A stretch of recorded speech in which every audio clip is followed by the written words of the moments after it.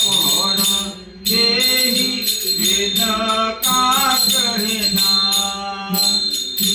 सोहम सोहम सोहम सदा बोलने में ना होता है पोर यही वेद का कहना।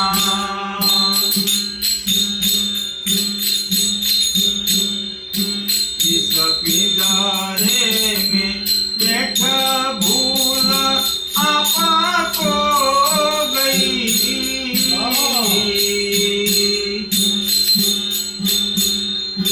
इस पिंजरे में बैठ भूल आपा को गई। विषयों की लालसा में सदा के रहो